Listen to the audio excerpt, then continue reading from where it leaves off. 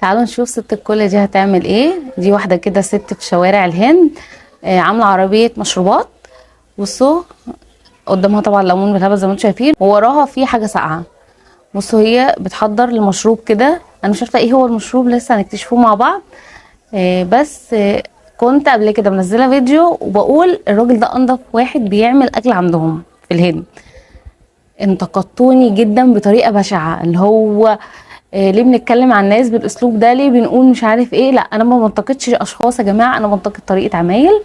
يعني الست دي لذيذه، هي بتعمل لنا مشروب، بس ما فيش داعي ان احنا ناخد بايدينا الحاجه من هنا نحطها هنا. لازم على طول نغسل ايدينا، حتى لو انا بقدم حاجه لحد باستمرار لازم اغسل ايدي، لازم اخلي معلقه لكل حاجه.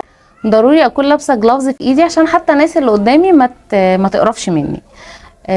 ده حاجه كلنا لازم نقولها. ولو انتي حتى في بلدك، يعني الناس دخلت قالت لي ايه ده انتي في بلدك مش ناس كتير يعني دخلوا قالوا لي ليه هو في مصر ما فيش ناس بتعمل حاجه بايديها ولا اماكن مش نظيفه؟ لو في مكان مش نظيف في مصر انا مش هقف اكل من عنده ولا اشرب من عنده. تمام.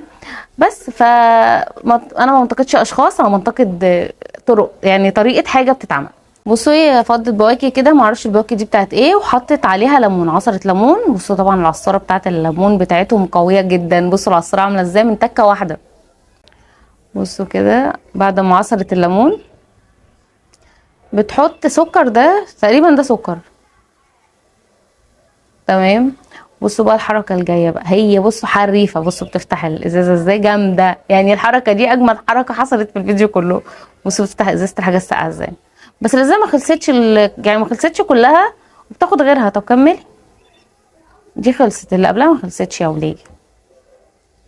بيجيلي كومنتات كتير ان المطبخ الهندي مقارب كتير للمطبخ المصري عشان بهاراته والحاجات اللي بيعملوها، يعني مقاربه شويه لينا. بس عامه تسلم ايد ست الكل على المشروب اللي انا مش عارفه هو ايه اصلا، بس بيتهيألي ان هو عامل ضجه جامده عندهم. بصوا هي عامله اصلا قد ايه والناس بتاخد، فما شاء الله. يلا دينا بنعرف ثقافات مختلفة عن البلاد اللي حوالينا. اي حد عايش في بلد غير بلده ادي بياخد فكرة.